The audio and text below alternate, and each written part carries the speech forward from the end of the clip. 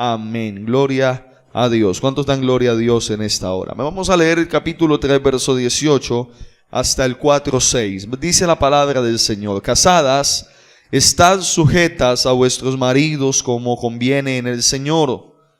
¿Qué dice el 19? Maridos, amad a vuestras mujeres y no seáis ásperos con ellas. Hijos, obedeced a vuestros padres en todo, porque esto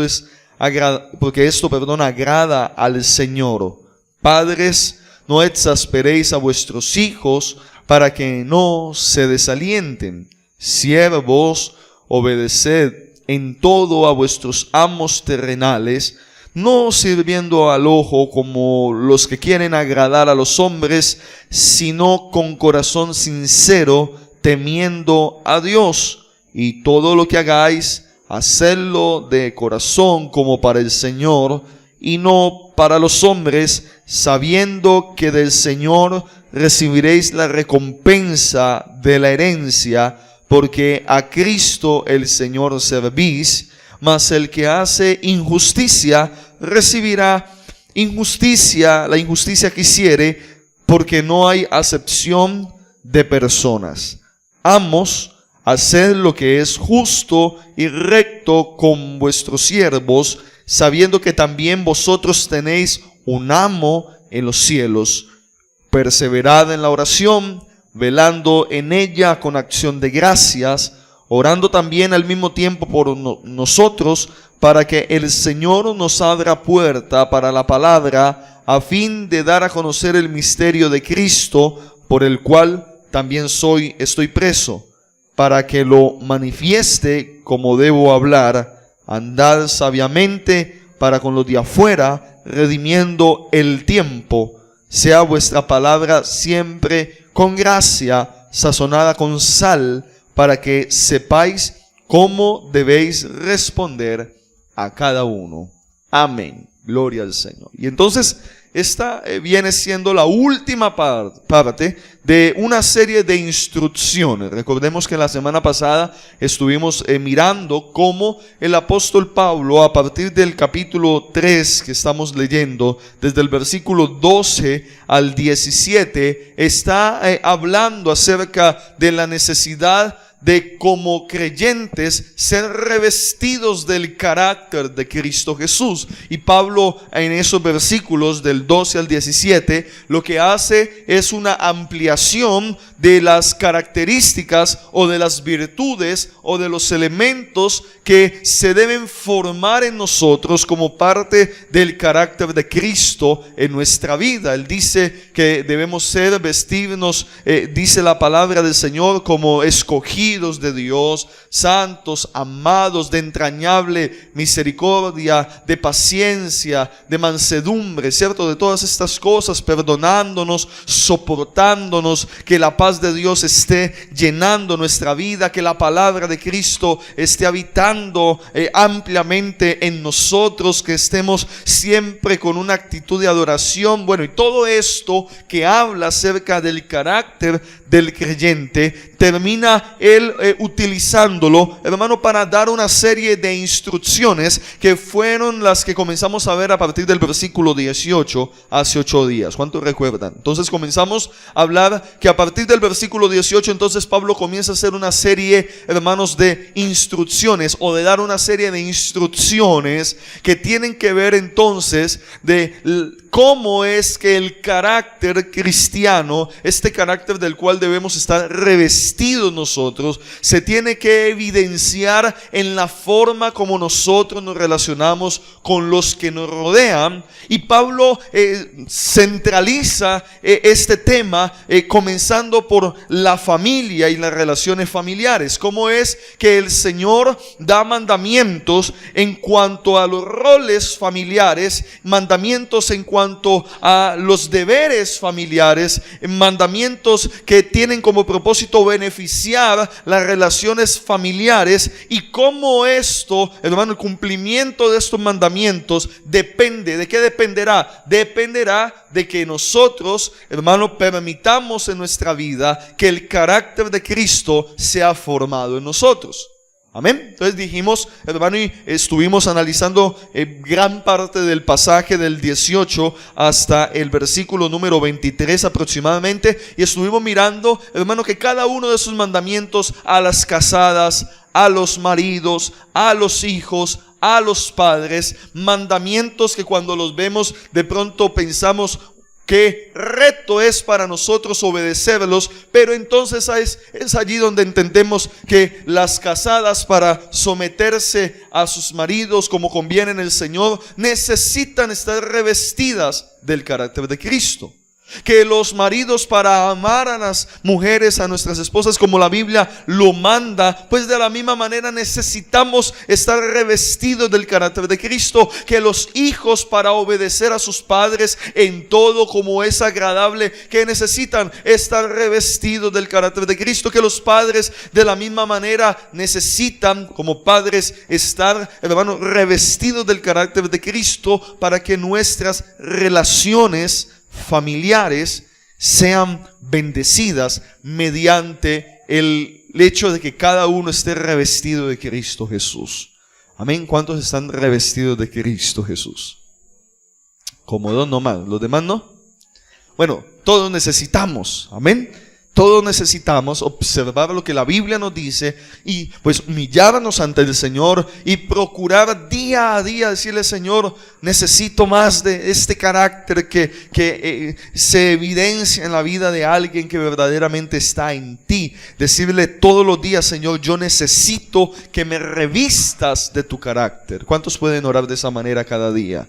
Amén. Entonces, hermanos, vamos a continuar, pero en el versículo número 24 y 25, el apóstol Pablo hace una especie de paréntesis para hablarnos, hermano, de en qué nos beneficia poder, mis amados, vivir de una manera que agrada a Dios en nuestras relaciones familiares, viviendo guiados bajo el carácter cristiano. Y Pablo nos recuerda, hermano, que hacer estas cosas, que las casadas respetar a sus maridos y los maridos amar y los hijos obedecer y los padres ser sabios, estos mandamientos, esos comportamientos, esta forma de llevar a cabo las relaciones familiares, todo esto tiene recompensa de parte de Dios. Y ese es el paréntesis que Pablo hace. ¿Cuántos creen que tiene recompensa de Dios? Entonces dice la palabra del Señor. Bueno, también toca el tema de los siervos en el versículo 22 y el 24 dice, leamos desde el 23: y todo lo que hagáis, hacedlo de corazón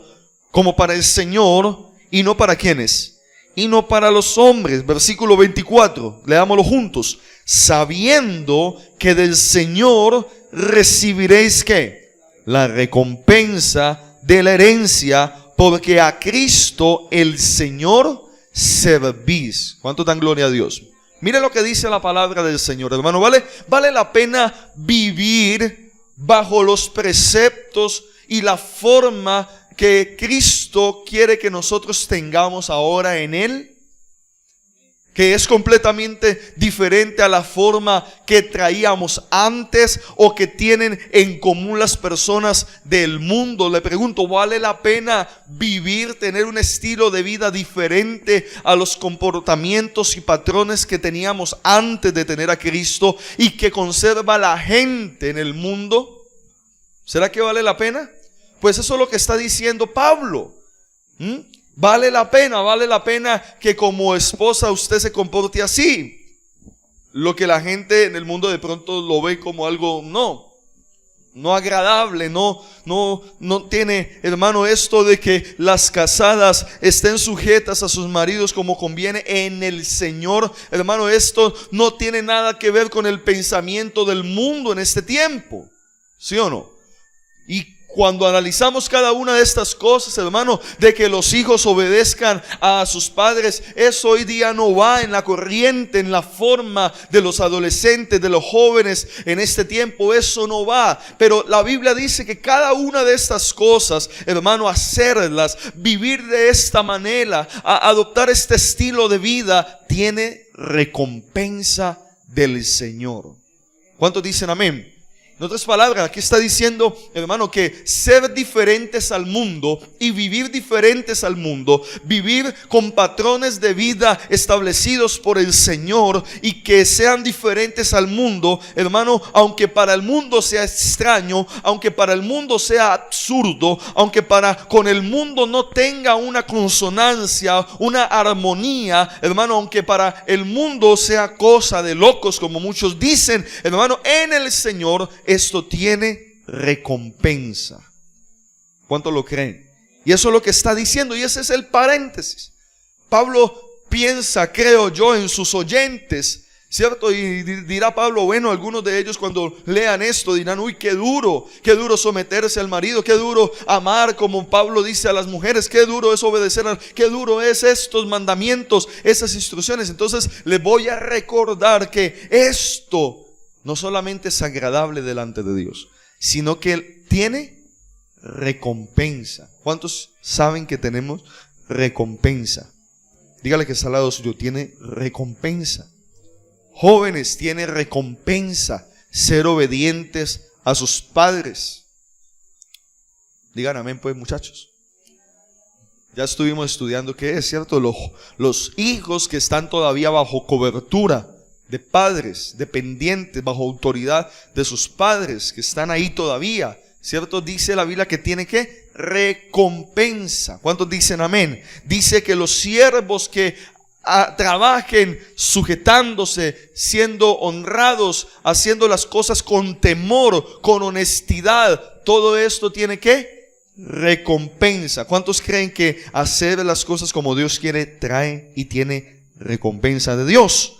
Ahora, el versículo número 25 pues nos trae una advertencia también, y entonces dice que el que no lo haga pues también recibirá, por decir así, su recompensa. Y dice el 25, mas el que hace injusticia recibirá la injusticia que hiciere, porque no hay acepción de personas, dice la palabra de Dios aquí. Así que esto es como una ley, dice la palabra, ¿cierto? Así como la ley de la siembra y la cosecha, lo que uno siembra, eso va a recoger. Aquí Pablo está diciendo, el que hiciere injusticia, pues la misma injusticia que haga, esa también va a recibir.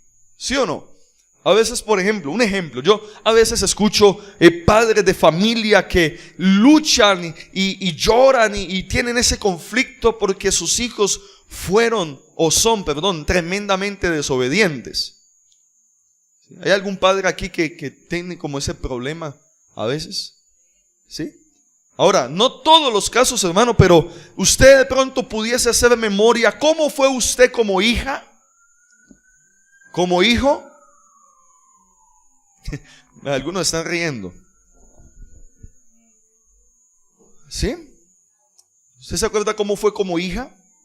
¿Como hijo? ¿Cómo fuiste? Nada más mira a tu hija ahora.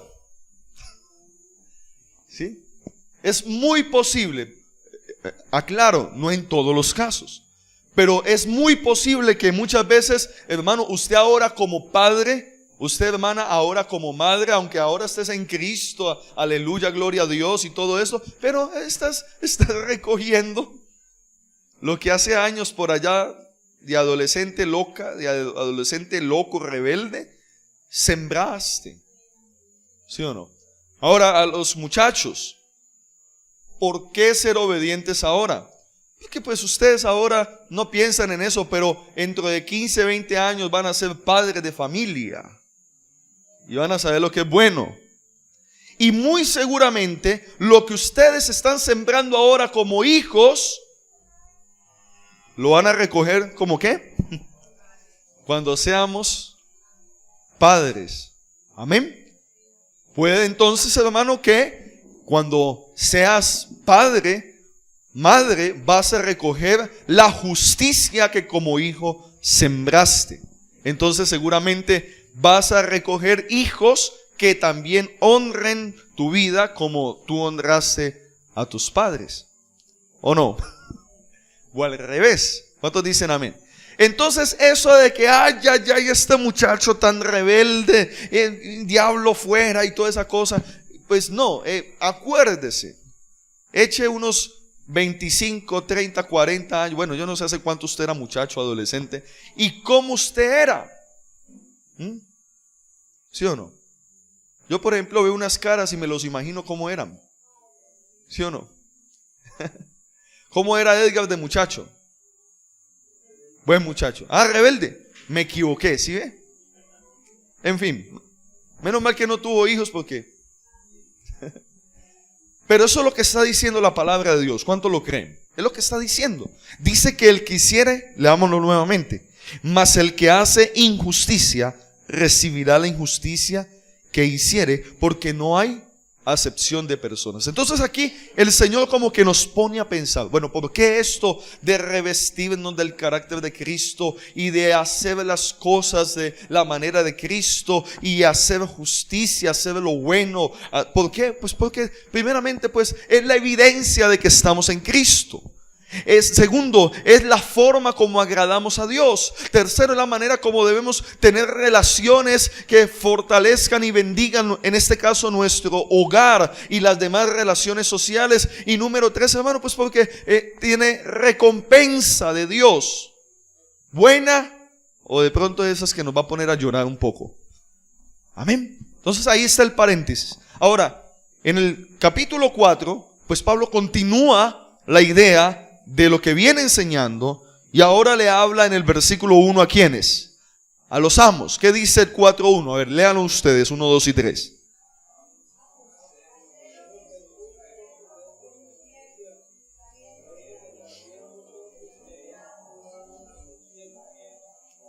Amén. Cuando se está refiriendo a los amos, recordemos algo que hablamos hace 8 días cuando habló de los siervos. Acuérdese que, pues, en aquel tiempo, esto de tener un siervo y alguien sea un amo, esta relación, hermano, era una relación de esclavitud.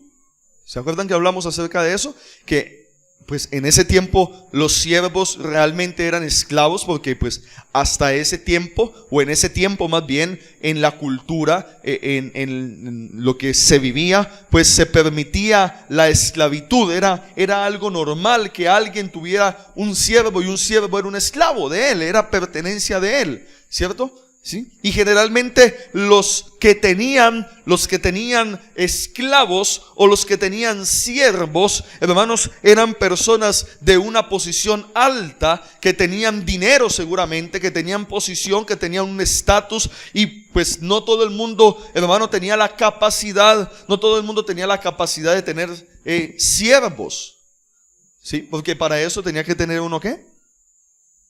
Dinero. ¿Para qué? Para comprar un ¿qué? Un esclavo. ¿Sí? Entonces estamos hablando de esclavos, ¿cierto? Ahorita, pues nosotros somos muy románticos con el Señor y le decimos: Señor, yo soy tu siervo, yo soy tu sierva. Pero en la Biblia, un siervo en ese tiempo era un esclavo, ¿sí o no? Entonces resulta que cuenta la Biblia que en el tiempo de la iglesia primitiva, muchas personas de posición se convertían a Cristo. Y resulta que, hermanos, era prácticamente como obligatorio que sus siervos también se convirtieran ¿a quién? A Cristo, ¿sí? Por ejemplo, ¿cuántos han leído la carta a Filemón? Alguno dice: ¿cuál Filemón, pastor?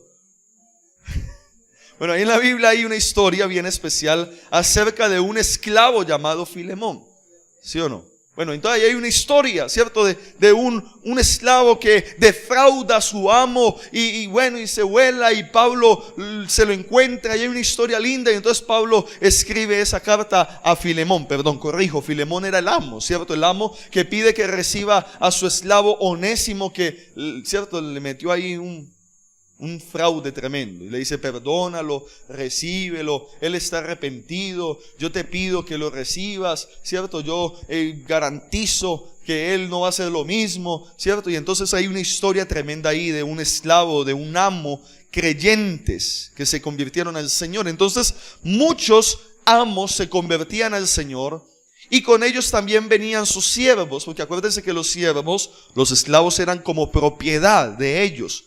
Ahora, ya Pablo le habló a los siervos acerca de cómo debe ser su conducta, porque ahora que todos estaban en Cristo, pues algunos siervos, algunos esclavos como que querían dejar de respetar y de servir de la misma manera a sus amos, porque bueno, ahora somos hermanos. Entonces, sí, algunos esclavos, siervos querían venir a hacer lo que bien les parecía, y Pablo dice, no se olviden que ustedes siguen siendo esclavos, no se olviden que siguen siendo siervos, y entonces con más ganas, ahora que son creyentes, pues van a servir con más amor a sus amos como al Señor. Amén. ¿Sí? Ahora él le habla a los amos. ¿Qué dice allí el versículo 1 del capítulo 4? Amos, ya lo leímos, haced lo que es que justo y recto con vuestros siervos, sabiendo que también vosotros tenéis un amo en los cielos. ¿Y por qué Pablo habla esto a los amos? Hermano, porque la esclavitud en aquel tiempo, lo general de un amo que tenía esclavos era que un amo trataba mal a sus esclavos. Literalmente lo que es la esclavitud, ¿sí o no? Entonces, cuando investigamos un poco lo que es la esclavitud, pues en el asunto de la esclavitud siempre habla de maltrato, se habla de injusticia, se habla de crueldad, se habla de un trato, hermano, aún indigno, como si un esclavo fuera un animal o peor que un animal. Eso viene de generaciones muy antiguas, pero ahora en Cristo el Señor quiere como organizar realmente cómo deben comportarse los amos, y los amos cristianos, le está diciendo el Señor, no tienen que ser como eran antes o como son los demás que no tienen al Señor, que son crueles, que son injustos, que son abusivos. Y entonces Pablo les dice, no, ¿cómo deben ser? Leámoslo nuevamente. Hagan lo que es justo y recto con vuestros esclavos. Lo justo y lo recto con vuestros esclavos o siervos, sabiendo que también vosotros tenéis un amo, ¿dónde? En los cielos. ¿No le parece precioso esto? El Señor le estaba diciendo a los amos de esta generación, que estaban acostumbrados a maltratar, a tratar como a ganado, por así decirlo, a los siervos como una cosa más. El Señor les dice, no, ustedes ahora que son cristianos, ustedes deben hacer lo bueno y lo recto, tratar con justicia y con rectitud ¿a quiénes? A sus siervos, porque acuérdense que ahora ustedes son esclavos de un amo que tienen ¿dónde? Y que Él ¿cómo los trata? ¿Cómo nos trata nuestro amo? Nuestro Señor. ¿Cómo nos trata el Señor? ¿A usted lo trata el Señor bien? Yo creo que el Señor nos trata bien a nosotros. ¿Cuántos dicen amén? Él es misericordioso, Él no es cruel, Él es misericordioso, Él es bondadoso, Él es justo con nosotros. ¿Cuántos dicen amén? Entonces dice el Señor, acuérdense. Ahora, hermanos, ¿cómo pudiésemos nosotros aplicar esto en nuestro tiempo? ¿Habría forma de explicar, hermano, o de aplicar en nuestro tiempo esta palabra? Pues, hermano, claro que sí. Claro que sí. Puede que algunos de los que estemos aquí, estemos ejerciendo alguna figura de autoridad, sea dentro de la iglesia del Señor o sea en el área secular, o lo llegue un día a hacer, a desempeñar. Es decir, puede que alguno esté ocupando un lugar de autoridad sobre otras personas, ¿sí? Sea en un lugar de trabajo de cualquier índole. Puede que alguien llegue a ocupar un lugar donde tiene autoridad sobre otras personas. Es el jefe, es la persona a cargo de un grupo de personas a las que tiene que dirigir, sobre las cuales está en autoridad para dirigirlos, para mandar, por así decirlo también. Y entonces, hermano, cuando usted se encuentre en una posición de esas, si ya lo estás o lo vas a estar algún día, acuérdate de lo que Pablo dice acá. ¿Qué es lo que dice Pablo? Que usted como amo, como Señor, En este caso, como jefe, como director o como alguien encargado de un grupo de personas a su cargo, sean empleados, por ejemplo, ¿sí? ¿Cómo debe usted proceder con ellos? ¿Sí? ¿Con qué? ¿Será que hay que proceder con justicia? ¿Sí? ¿Será que hay que hacerlo recto, sabiendo que tenemos un amo allá? ¿Sí?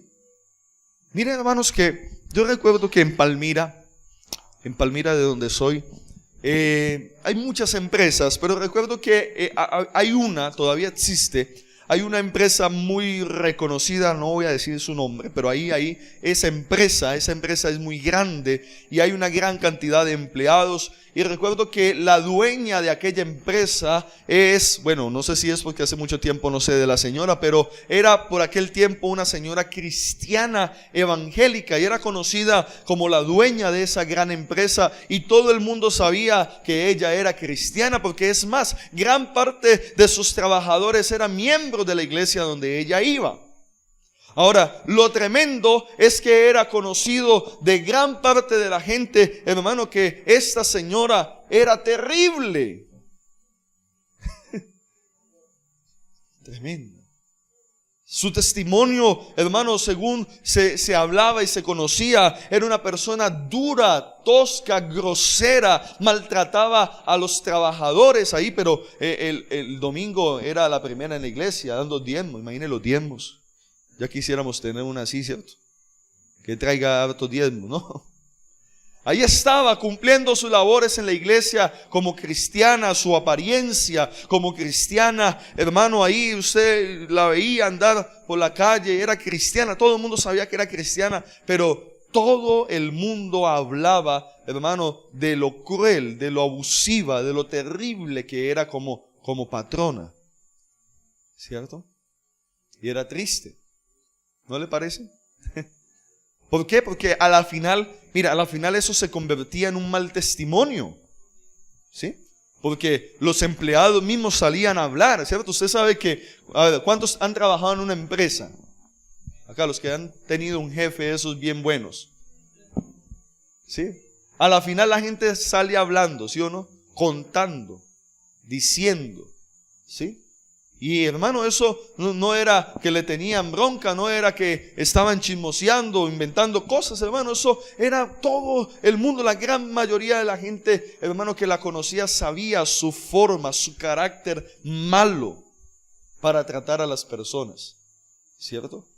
Y lo que quiero decir es que, bueno, malos jefes habrá muchos. El problema es que la señora era conocida como evangélica, como cristiana. El problema era ese. El problema es que ella se identificaba como una cristiana, y entonces lo que provocaba eso era que su testimonio, ¿cómo quedaba su testimonio? Mal. Una vez entonces, con el tiempo, bueno, eso yo no sé, solamente Dios lo sabe por qué sucedió, pero hermano, se le quemó la fábrica. Se le quemó la fábrica. ¿Y usted sabe qué decía la gente? Imagínese usted, ¿cierto? La gente decía en la ciudad, vea, esa señora por mala gente, ¿cierto? Yo no sé si fue por eso, pero se le quemó la fábrica. Eso hubo un incendio tremendo. Eso fuimos allá a tomar fotos, porque era un incendio impresionante en una planta de betún bien grande. Eso, imagine los químicos, hermano. Y entonces allí, hermano, la gente decía eso. Es que vea, bien, y usted sabe, la gente sin temor a Dios decía, bien hecho, porque esa señora es más mala gente. Pero entonces, ¿cuál era el problema? El problema es que todo el mundo sabía, no que ella era mala gente solamente, sino que era una mujer cristiana, ¿sí? ¿Cómo era el testimonio entonces? Terrible. Entonces, por eso Pablo, ¿qué es lo que dice? Pablo dice, amos, hagan lo que, ¿sí? Amén. Entonces, cuando usted llegue a un lugar de autoridad, ¿cuántos pueden llegar a un lugar de autoridad algún día? Usted puede llegar a un lugar de autoridad algún día, ¿sí o no? Qué bendición fuera, ¿no le parece? Qué bendición fuera que muchos comenzaran a prosperar, a progresar, Y Dios es un Dios que sabe colocarnos en lugares de autoridad cuando Él le place. ¿Cuántos dicen amén? Pero entonces, cuando tú llegues, si algún día llegas, acuérdate que para eso tienes que estar revestido ¿de qué? ¿Del carácter de quién? De Cristo. Amén. Ahora, cuando estés en la iglesia, vamos a aplicarlo en la iglesia. En la iglesia, hermanos, a veces hay hermanos a los que se les pone en posición de autoridad. ¿Sí? En nuestra iglesia usted sabe que hay directores de ministerios. Entonces, hermano, esos directores de ministerios, ¿sí? Deben acordarse de esto. Porque a veces hay directores, bueno, no en esta iglesia, en otra por ahí a la vuelta, que hermanos son, ¿sí? Crueles, duros, sin misericordia. Parecen a Maduro o a Chávez, ¿sí o no? Pastores también, ¿cierto? Como pastores, Dios por su infinita gracia y misericordia, pues nos pone en lugares de autoridad para que dirijamos al pueblo, y hay servidores a nuestro lado a quienes estamos para dirigir y para instruir, para liderar, pero también para ejercer una autoridad, y pues nosotros debemos cuidarnos. ¿Sí? Es nuestra responsabilidad, porque Dios nos va a juzgar por eso. Usted sabía que a mí como pastor tengo una responsabilidad más grande, y porque tengo una autoridad, y cuando Dios me llame allá a su presencia a juzgarme por tantas cosas, entre otras me juzgará por cómo yo traté a quienes yo estaba liderando, a quienes yo estaba sobre autoridad sobre ellos, si yo hice lo justo, lo recto para con los siervos con los que Dios me equipó en el ministerio. ¿Sí? Entonces es allí donde siempre tengo que acordarme, yo que estoy en autoridad, que tengo un amo ¿dónde? En los cielos. ¿Cuántos dicen amén?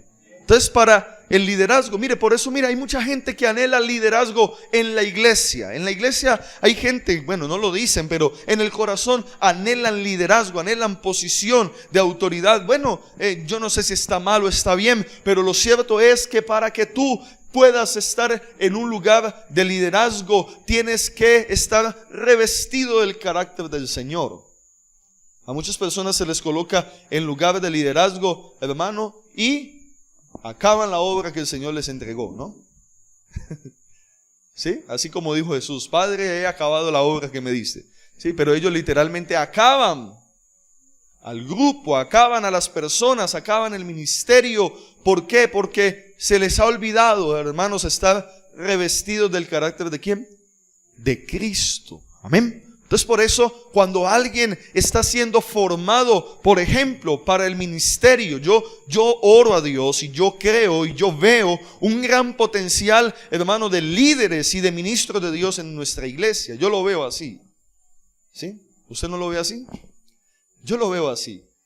Pero, hermano, cuando eso sucede, debe haber una formación, porque el día que esos liderazgos comiencen a brillar, a mostrarse y comiencen a ocupar lugares de autoridad, hermano, lo que más vas a necesitar, lo que más voy a necesitar es nuevamente ¿qué? Estar revestido del carácter de Cristo.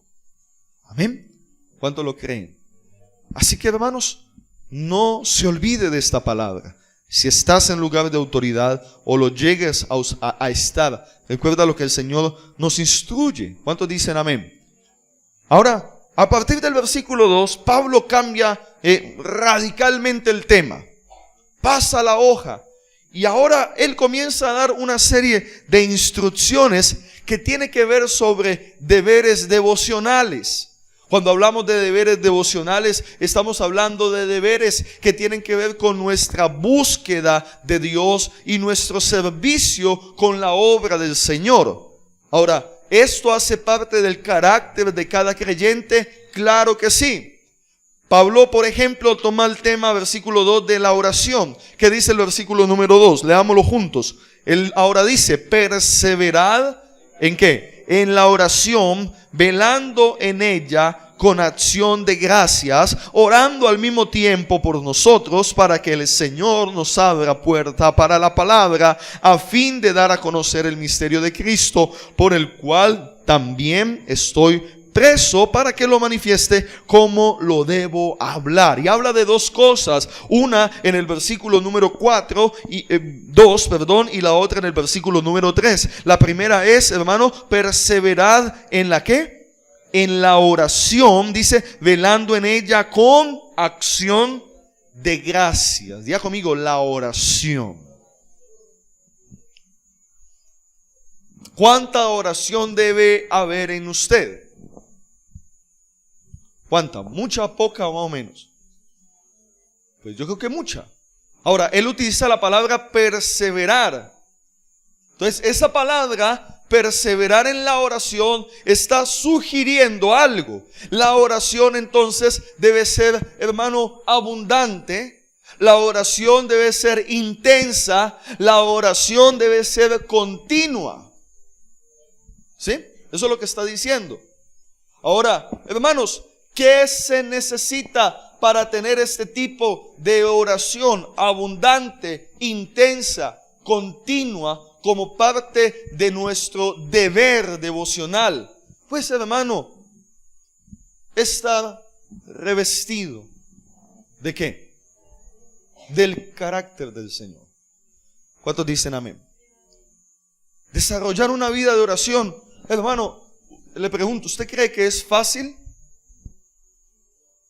Es una de las cosas, hermano, que encontramos mayor dificultad en nuestra vida, porque mire, hay gente, hermano, que poco ora. ¿Ha visto usted?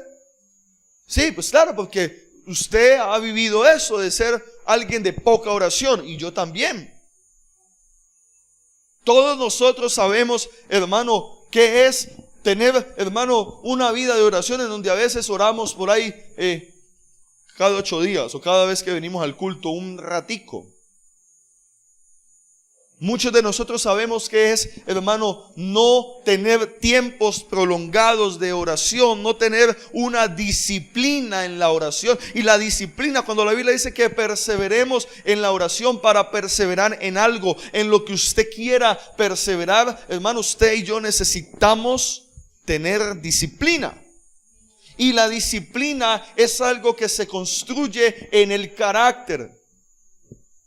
El carácter cristiano formado, revestido del carácter del Señor, debe generar en nosotros ¿qué? Disciplina para los ejercicios espirituales, hablando puntualmente el de la oración. Si alguien quiere ser perseverante en la oración, deberá desarrollar en su carácter disciplina, perseverancia, constancia en la oración. Eso es lo que dice Pablo a los romanos también. Dice que debemos ser constantes en la oración. Pero para que usted sea constante en la oración, y yo también, necesitamos estar revestidos, moldeados, formados con el carácter ¿de quién? De Cristo. ¿Cuántos dicen amén? Por el contrario, escuche, por el contrario, la falta de estar revestidos, de ser formados en el carácter cristiano, genera, hermano, inconstancia. Genera, mi hermano, indisciplina. Genera inestabilidad. Es de esas personas, porque yo he sido de esos, hermano. Le digo, de que hemos querido orar, ¿cierto? Y usted dice, voy a orar todos los días. Y no ora 2 días. O ha sido usted, de pronto le ha pasado lo que le pasa al pastor Cristian de vez en cuando, que dice, voy a orar a las 4 de la mañana todos los días, a las 5 de la mañana todos los días, y me levanto, no, al otro día no, porque el primer día que me iba a levantar me quedé dormido. ¿Sí? O de pronto digo, voy a llegar temprano a la iglesia para orar, o voy a tratar de orar 15 minutos y a los 2 minutos ya está distraído o dormido. ¿Sí? O comienza a orar por una situación, voy a orar para que Dios este año me dé tal cosa, y en el nombre de Jesús voy a orar hasta que Dios, y no oró 3 días. Y al 4.º día no volvió a orar. La Biblia dice que debemos perseverar ¿en qué? Y cuando tú no perseveras, cuando tenemos esos problemas de inconstancia en la oración, eso es un problema en el carácter. Amén. Cristo es nuestro máximo ejemplo. ¿Sí o no? ¿Cómo era la vida de oración de Jesús? Era disciplinada. Él tenía una disciplina en su vida de oración. Él tenía tiempos de oración establecidos a solas con su Padre. Él tenía, hermano, la oración como una prioridad. Él había desarrollado en su carácter, es que él era Dios. No, él también era hombre, tuvo que también desarrollar disciplina. Por eso fue y ayunó 40 días. Para someter su carne, su carácter, su carne como hombre en la tierra. Es que a veces la gente dice ahí, es que Jesús era Dios. No, la Biblia dice que también era hombre. ¿Sí? ¿O no? Dice que fue tentado en todo. ¿Se acuerda que eso dice la Biblia? O sea que de pronto Jesús luchó con la tentación de no levantarse a orar. Pues si dice que fue tentado en todo, yo creo que también. En todo fue tentado, pero sin falla, sin pecado. Sin embargo, lo que la Biblia nos quiere decir es que el Señor, nuestro máximo ejemplo, desarrolló un carácter disciplinado, constante, en cuanto al tema de ¿qué?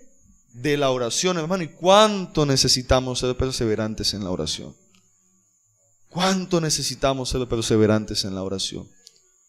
Por eso, hermanos, estar revestidos del carácter de Cristo va a generar en nosotros una disposición, una necesidad, un quebranto, una humillación, un deseo de la presencia de Dios. Y algo que le hace falta mucho a los cristianos, a nosotros, hermano, una de las grandes falencias por muchas razones: disciplina. Disciplina.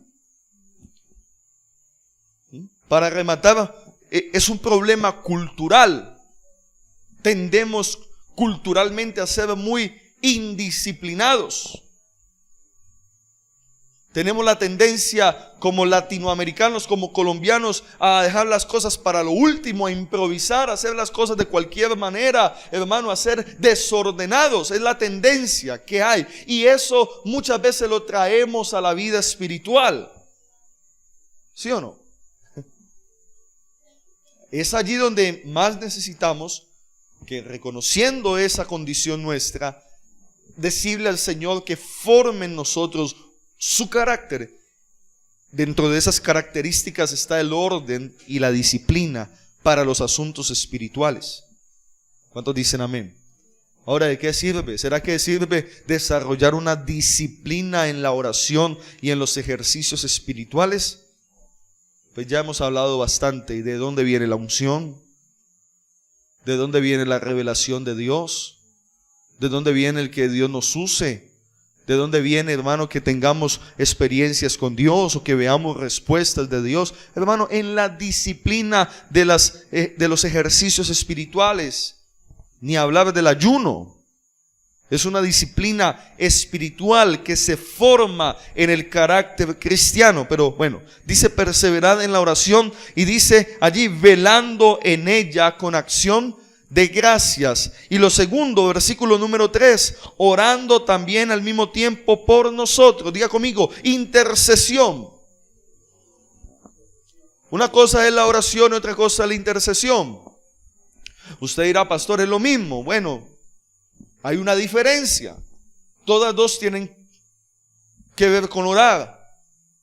Pero la oración implica, hermano, mi comunión con Dios, mi búsqueda de Dios personal, buscando su rostro, adorándolo, conociéndolo, contemplándolo, llenándome de Él. Pero la intercesión tiene que ver entonces con el ponerme en oración delante del Señor para interceder o clamar. Estos días hablábamos del tema de la intercesión por otros. Por otros. Una de las grandes falencias, debilidades que la iglesia actual tiene está en la intercesión. Pablo está pidiendo que intercedan por él. El carácter cristiano, hermano, tiene que formarse al punto de que cada creyente, cada uno de los que tienen a Cristo deben convertirse en intercesores. Todos tenemos un llamado a la intercesión y desarrollar ese llamado depende de la formación de nuestro carácter. Pablo entonces dice, hermanos, que además de orar y buscar el rostro de Dios, dice el apóstol Pablo en el versículo número 3, orando también al mismo tiempo por nosotros. ¿Quiénes eran nosotros? Pablo está refiriéndose a él y a todos aquellos que juntamente con él estaban en la misión de predicar a Cristo, de predicar el evangelio. Y él pide oración por él, por aquellos que lo acompañaban, por aquellos que desarrollaban la obra de Dios. Dice la Biblia, para que el Señor nos abra ¿qué? Puerta, ¿para qué? Para la palabra, a fin de dar a conocer el misterio de Cristo, por el cual también estoy preso. Una de las cosas que la Biblia más puntualiza por lo que la iglesia debe interceder es por la predicación de la palabra. Amén.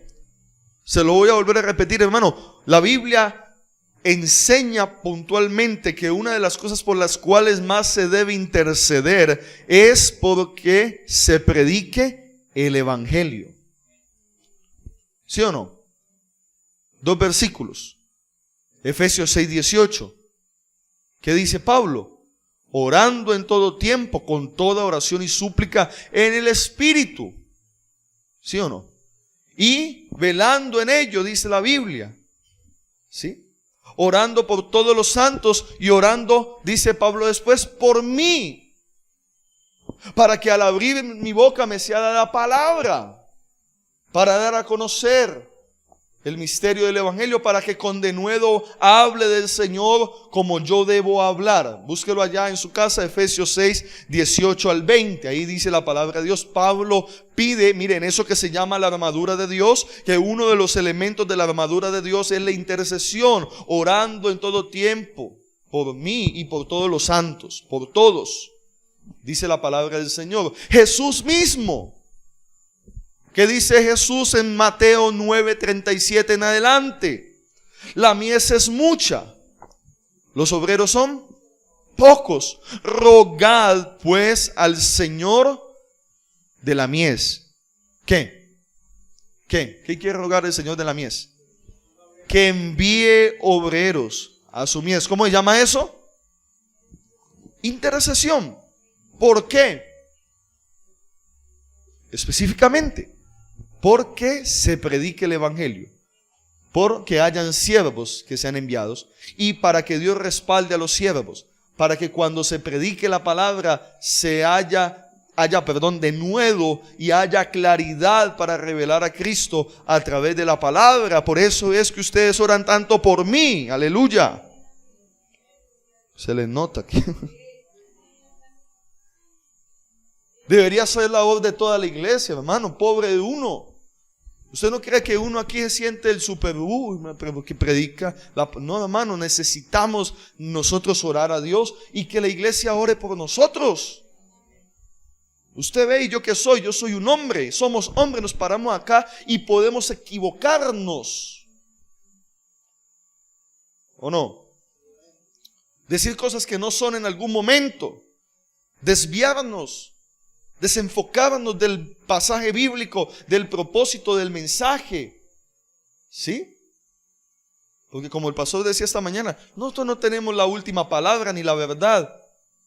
Somos hombres que necesitamos la misericordia y la gracia de Dios para pararnos acá, y la iglesia lo tiene que ver así. Y por eso usted tiene que orar por el pastor. El pastor sabe, ¿no? Sí, yo sé algunas cosas, pero necesito que ustedes oren por mí. Necesito que Dios me dé palabra para usted. Necesito que Dios me dé sabiduría para comprender la palabra, el mensaje. Y no solamente yo, todos los que predicamos la palabra de Dios. Entonces dice la Biblia que por ello hay que interceder. Hay que interceder, hermano, por todos los que predican el evangelio. Amén. Pero es algo que muchas veces eso no está dentro de de la formación de nosotros, dentro de la vida devocional de nosotros. Oramos por todo, menos por los predicadores. Usted tiene que orar por los evangelistas, tenemos que orar por los misioneros, tenemos que orar por los pastores que hay en la iglesia, en la casa, los predicadores que hay en nuestra iglesia, los maestros de escuela dominical y maestras, que Dios les dé palabra para que esos niños entiendan, reciban la palabra de Dios. Pero hermanos, a veces eso no está, porque para ello necesitamos estar revestidos del carácter de Cristo Jesús. ¿Cuántos dicen amén? Entonces, hermanos, Dios nos habla hoy. Pablo dice, hermanos, oren por nosotros para que el Señor nos abra puerta para la palabra, a fin de dar a conocer el misterio de Cristo, por el cual también estoy preso. Recuerde que Pablo estaba preso al escribir esta carta, para que lo manifieste como debo de hablar. ¿Cuántos dan gloria al Señor? Entonces diga conmigo: oración, intercesión, dígale que está al lado suyo, hacen parte de nuestro carácter cristiano. Amén. Esto es tener un carácter. Mira, hay gente que dice: yo tengo mucho carácter. No, eso no es carácter. El carácter cristiano tiene unas virtudes que usted ya las está viendo allí. Y entonces hay gente que tiene mucho carácter para muchas cosas, pero no para orar, no para interceder, no para servir, no para amar, no para tener misericordia, no para lo que debe tener el carácter cristiano. Amén.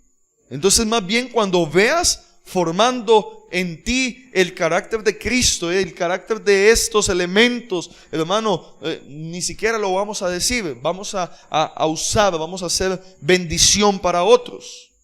¿Cuántos lo creen? Pablo va terminando y él dice dos instrucciones más, versículos 5 y 6. El 5 dice: andad, ¿cómo? Sabiamente para con los de afuera, redimiendo el tiempo, dice la palabra. Mire qué tremendo consejo. Y mire qué tremenda virtud del carácter cristiano: sabiduría.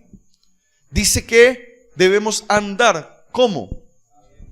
¿Cómo debe ser el andar? Sabiamente. La sabiduría viene como fruto, hermano, del carácter cristiano. Una persona que está revestida, que comienza a ser formada en el carácter, se va a ver reflejada en su vida sabiduría. Amén.